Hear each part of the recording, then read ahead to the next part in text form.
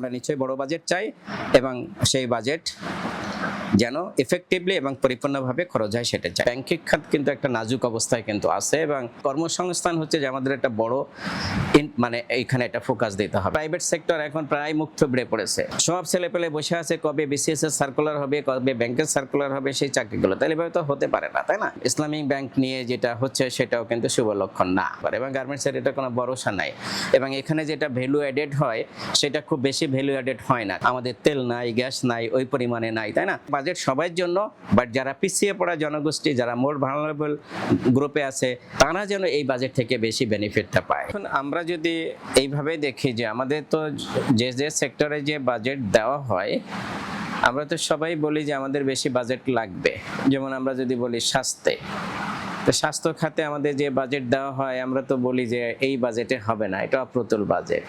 শিক্ষা খাতেও তাই, বেশি দেওয়া হয় 2%-এর মতো জিডিপির, কিন্তু সেটাও তো অপ্রতুল, সেটাও চাই, আমরা সবাই চাই।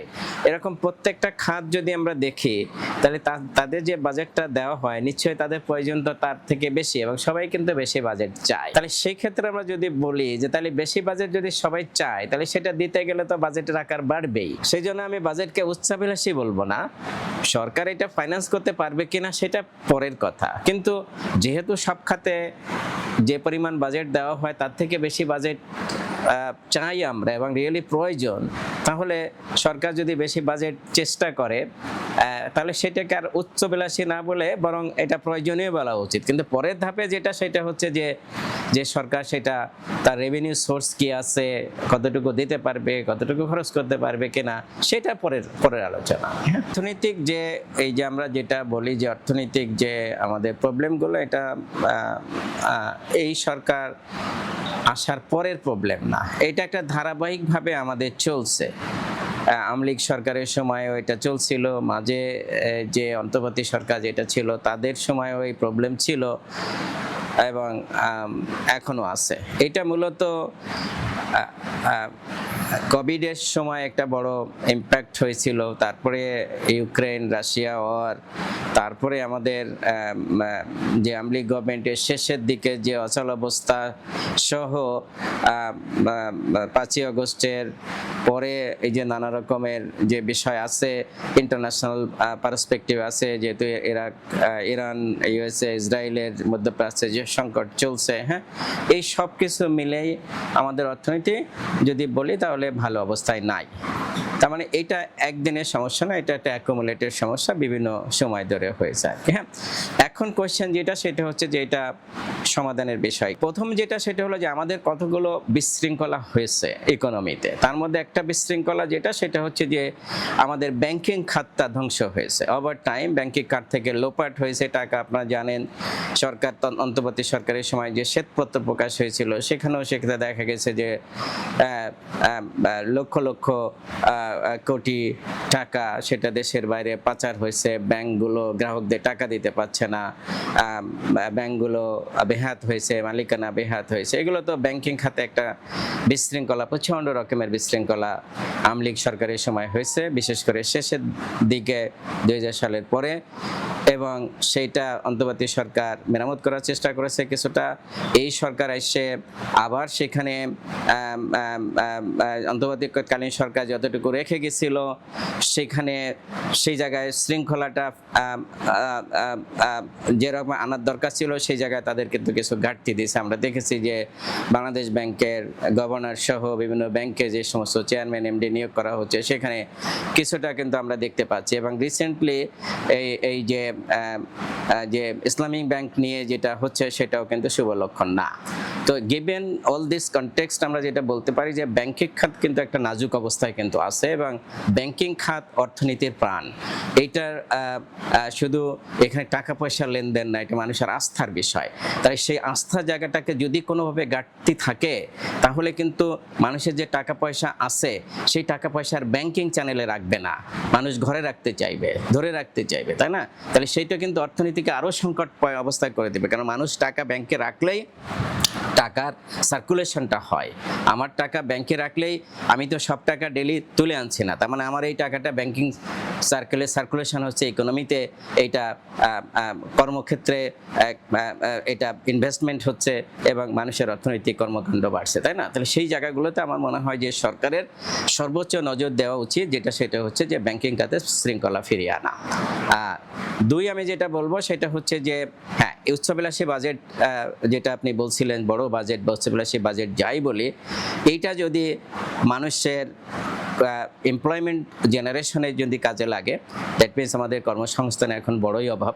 কর্মসংস্থান শুধু সরকার নিজের সরকারি পজিশন তৈরি করবে, পদ তৈরি করবে সেটা না, এটা এমনভাবে ফ্যাসিলিটেট করা যায় যেটা হলো বেসরকারি খাতেও কর্মসংস্থান তৈরি হতে পারে। তার মানে কর্মসংস্থান হচ্ছে যে আমাদের একটা বড় মানে এইখানে একটা ফোকাস দিতে হবে, কারণ আমরা দেখতেই পাচ্ছি যে মানুষ বিশ্ববিদ্যালয় থেকে পাশ করে বেরোচ্ছে, ছাত্রছাত্রীরা তাদের চাকরির ব্যবস্থা নাই, না আছে বেসরকারি খাতে, আর সরকারি খাতে তো লিমিটেড পজিশন, তাই না?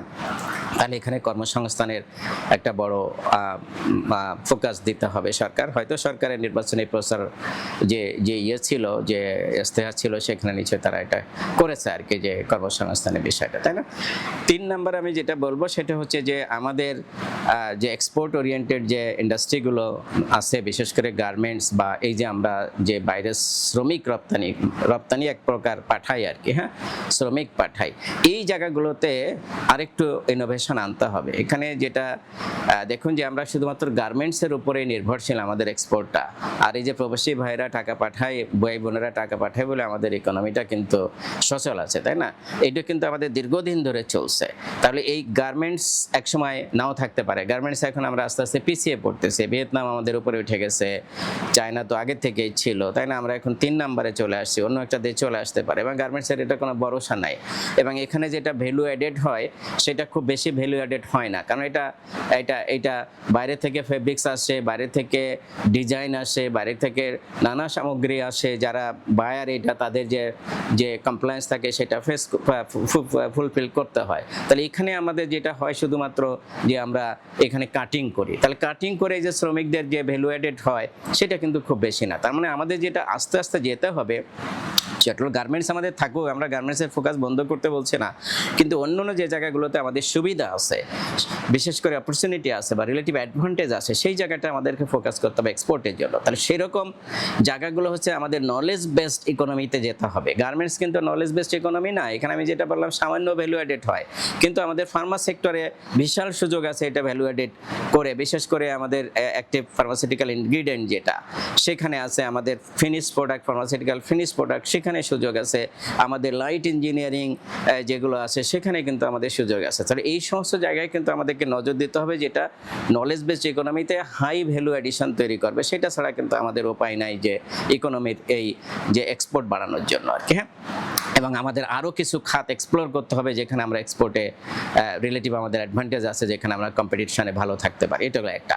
আমাদের শ্রমিকদের ক্ষেত্রে যেটা হয়েছে, যেটা আমরা প্রবাসী যে রেমিটেন্স যেটা আসতেছে সেটার উপরে ইকোনমি টিকে আছে, সেটা আমরা ভালো করে জানি, কিন্তু আমাদের এই শ্রমিক পাঠাচ্ছি আমরা একদম র লেবার পাঠাচ্ছি, হ্যাঁ, একদম গ্রামগঞ্জ থেকে এসএসসি ইন্টারমিডিয়েট ডিগ্রি পাস করছে, এদের নাই ইন্টারপার্সোনাল কমিউনিকেশন, নাই ল্যাঙ্গুয়েজের দখল, নাই কোনো টেকনিক্যাল নলেজ। সো এরা যাচ্ছে বিভিন্ন জায়গায় যেয়ে যে অড কাজগুলো করছে, সেটা আপনি যেয়ে দেখেন যে পৃথিবীর বিভিন্ন জায়গায়, বিশেষ করে মিডল ইস্ট, মালয়েশিয়া, এশিয়ার বিভিন্ন দেশে যেয়ে যারা ক্লিনারের কাজটা সেটা করছে এই বাংলাদেশি শ্রমিকরা। আপনি যান সৌদি আরবে, একটু বেটার মানের কাজ যেটা সেটা করছে ইন্ডিয়ান, পাকিস্তান বা শ্রীলঙ্কান বা অন্য দেশেরা, আর একদম মানে র লেভেলে যে লেবারটা প্রচণ্ড পরিশ্রমের, প্রচণ্ড রিস্কি এবং স্বাস্থ্যের জন্য ঝুঁকিপূর্ণ এই কাজগুলো করছে হচ্ছে বাংলাদেশি শ্রমিকরা, হ্যাঁ। তাহলে এই জায়গাগুলোতে নিশ্চয়ই তো আমাদের সুযোগ আছে যে আমরা যদি এদেরকে একটু টেকনিক্যাল নলেজটা দিয়ে দিই। সাপোজ আমি যদি কয়েকটা জিনিস বলি, যেমন আমাদের এখানে অনেক টেকনিক্যাল কলেজ আছে, এই ডিপ্লোমা কলেজগুলো আছে, হ্যাঁ, এগুলো আমাদের স্থাপনা আছে, আমাদের সেখানে বাজেটও দেওয়া হয়, কিন্তু এখান থেকে পড়ালেখা নাই। সেই টেকনিক্যাল ডিপ্লোমা কলেজগুলো যদি এখানে আমরা যারা বিদেশে যাচ্ছে এদেরকে যদি 3 মাস 6 মাসের ট্রেনিং দিয়ে এদেরকে কাউকে প্লাম্বারিং, কাউকে ইলেকট্রিসিটির কাজ, কাউকে অন্য যে সমস্ত টেকনিক্যাল কাজ আছে, হ্যাঁ, সেইগুলো যদি আমরা দিয়ে দিতাম তাহলে কিন্তু একটা মোটামুটি একটু স্কিল লেবার যেত এবং তারা ওখানে বেশি বেতনও পেত, তাদের চাকরিটাও সাস্টেনেবল হতো এবং তারা কিন্তু দেশেও টাকা বেশি পাঠাতে পারতো, তাই না? তাহলে এই একটা ক্ষেত্র লহরে আমরা পাঠাচ্ছি, কিন্তু এখন চিন্তা করতে হবে যে আমাদের এই জায়গাগুলোতে যে আমরা কিভাবে স্কিল লেবার পাঠাতে পারি। দুই যেটা সেটা হচ্ছে যে সৌদি আরবে প্রচুর ডিমান্ড রয়েছে ইমাম মুয়াজ্জিন, শুধু সৌদি আরবে না, টোটাল মিডল ইস্টে। আমাদের এখানে বহুত ছেলেপেলেরা মাদ্রাসা লাইনে পড়ছে, তাই না? এই যে মাদ্রাসা তো প্রচুর আছে, কিন্তু মাদ্রাসায় সমস্যা যেটা সেটা হচ্ছে যে এদের ইন্টারপার্সোনাল কমিউনিকেশনটা নাই না, অ্যারাবিক এরা কমিউনিকেশনটা করতে পারে না।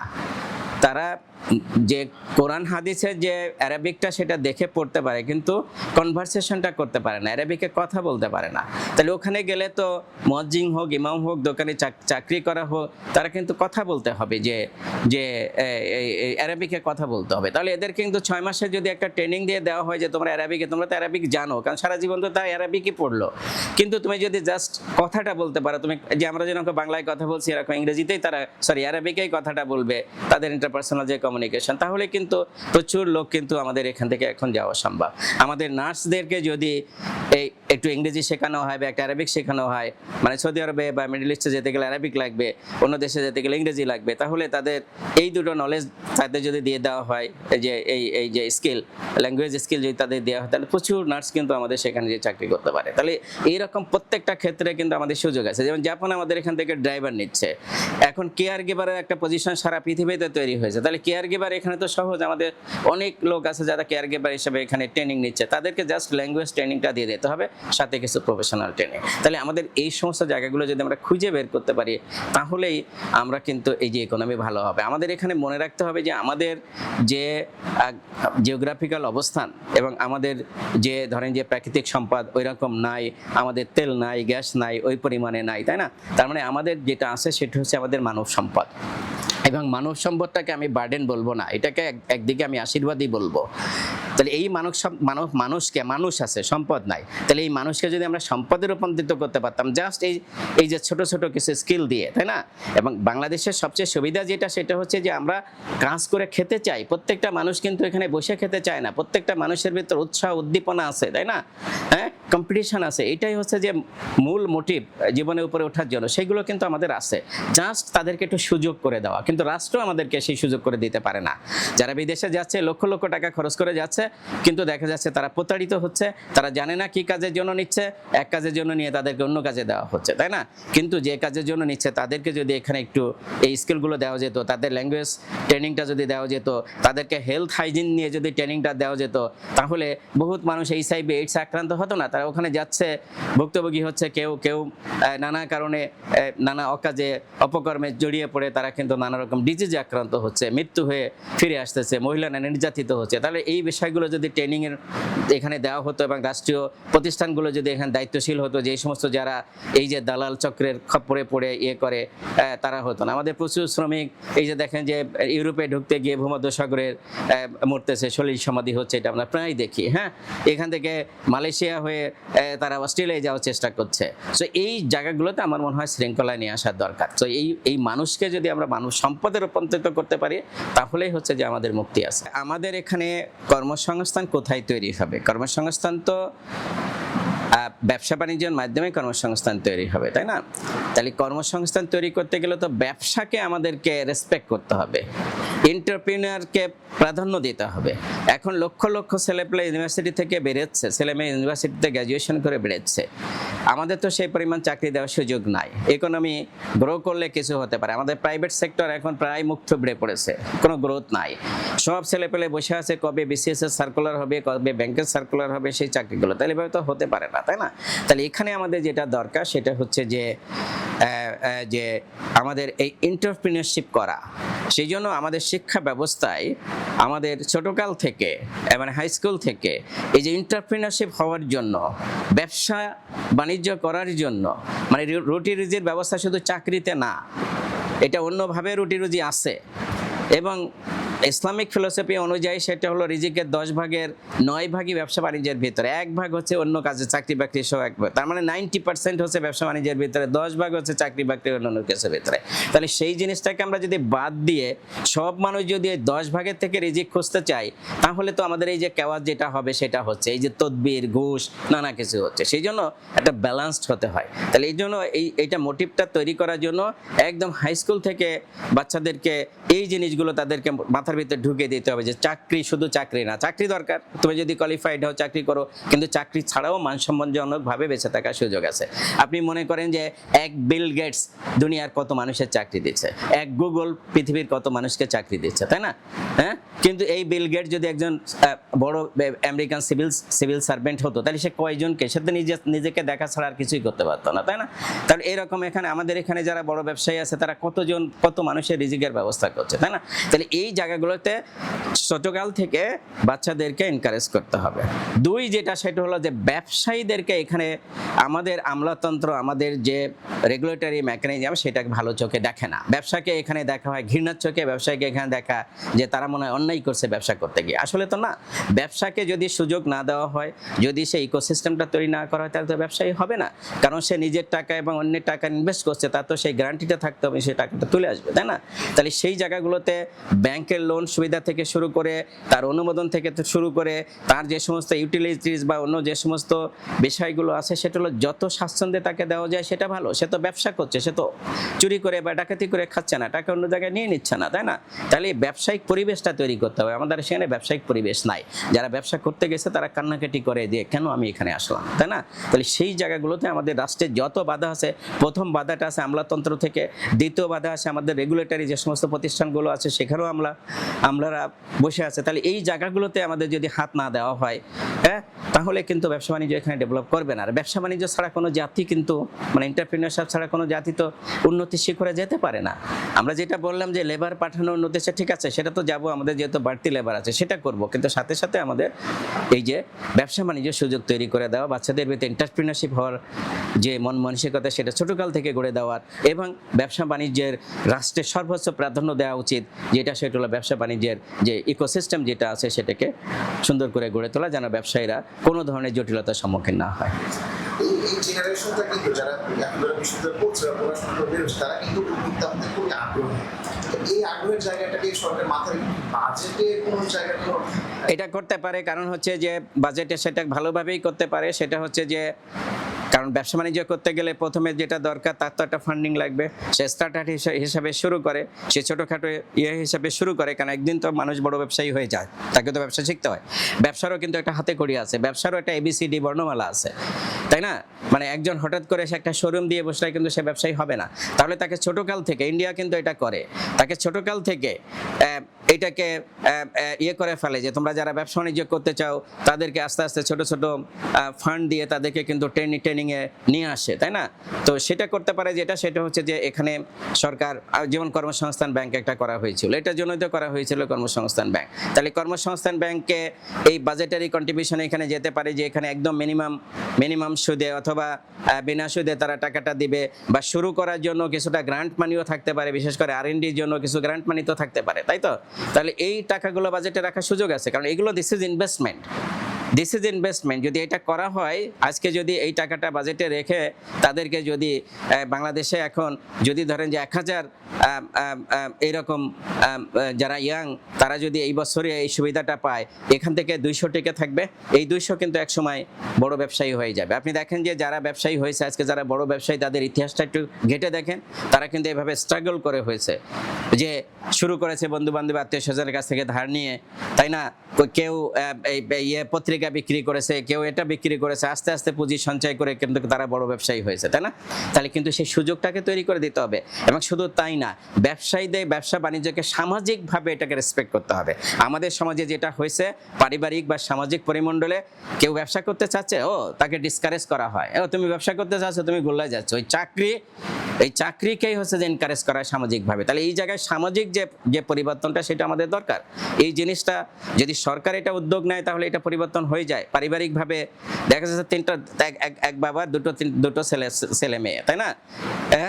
দেখা যাচ্ছে যে ছেলেটা রেজাল্ট ভালো করছে, তার চিন্তা থাকে সে চাকরি করবে, ডাক্তার হবে, ইঞ্জিনিয়ার হবে, বিসিএস অফিসার হবে, আর্মি অফিসার হবে, হ্যাঁ।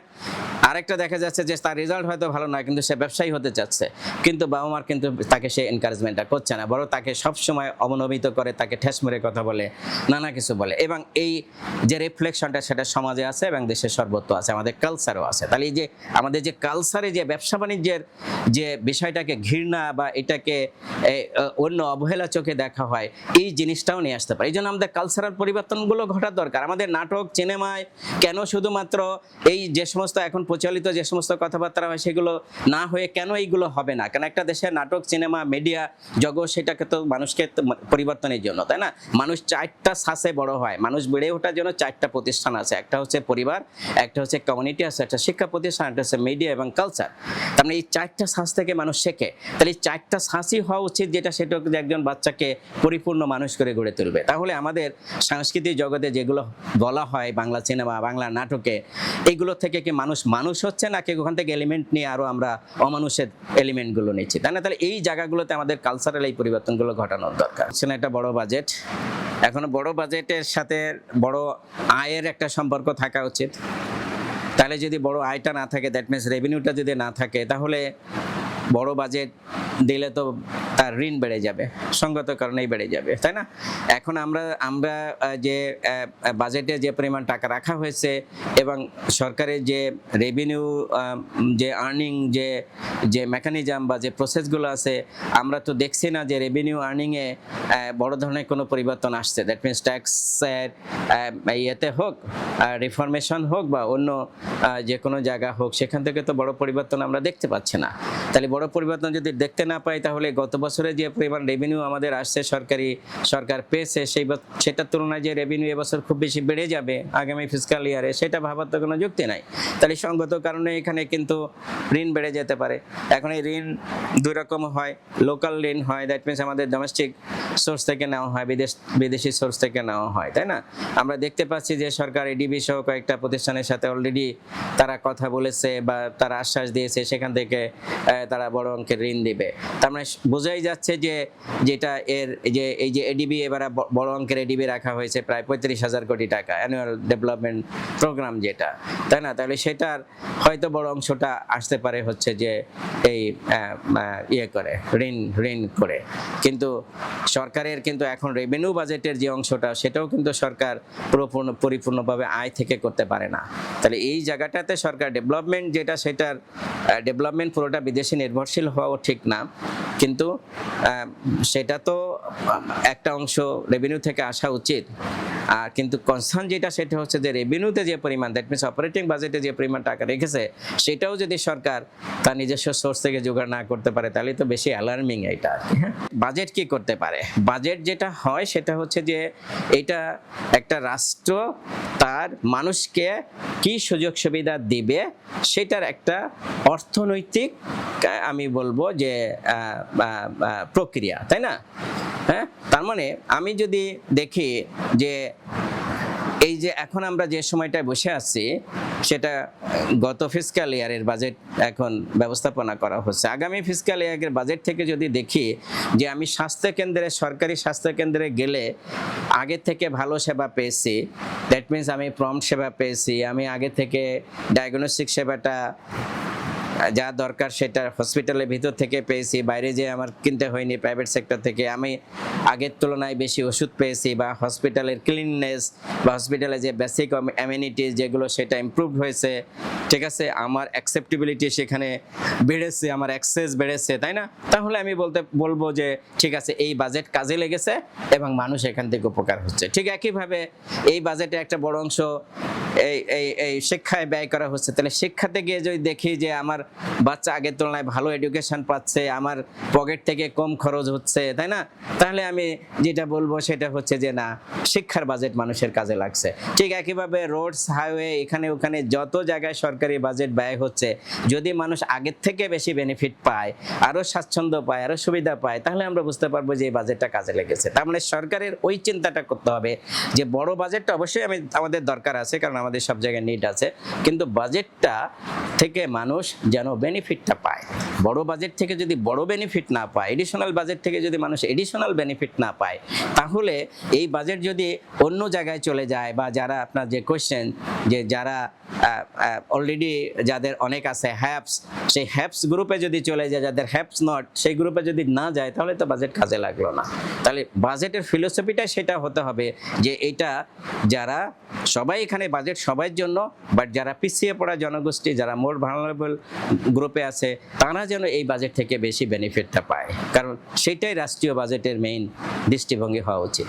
এবারে বাজেট নিয়ে আমি যেটা বলতে চাই, আমরা নিশ্চয়ই বড় বাজেট চাই, এবং সেই বাজেট যেন এফেক্টিভলি এবং পরিপূর্ণভাবে খরচ হয় সেটা চাই। সেটা যে সেক্টরে দেওয়া হোক, সেটা স্বাস্থ্য হোক, শিক্ষা হোক, সেটা রাস্তাঘাটে হোক, যেখানেই হোক, আমাদের বাড়তি বাজেট দেওয়ার দরকার আছে, কিন্তু সেই বাজেটটা যেন রাষ্ট্রের কাজে লাগে, দ্যাট মিন জনগণের কাজে লাগে। তাহলে সেই কাজে লাগাতে গেলে যেটা করতে হবে সেটা হচ্ছে যে আমাকে খরচটা ঠিকঠাক মতো পুরোপুরি খরচ করতে হবে এবং ঠিক মতো খরচ করতে হবে। সেখানে যে দুর্নীতি, ওয়েস্টেজ, লোপাট যেগুলো হয়, সেগুলো শক্ত হস্তে দমন করে যদি এটা মানুষকে বেনিফিট দেওয়া যায়, তাহলে বড় বাজেট কাজে লাগবে।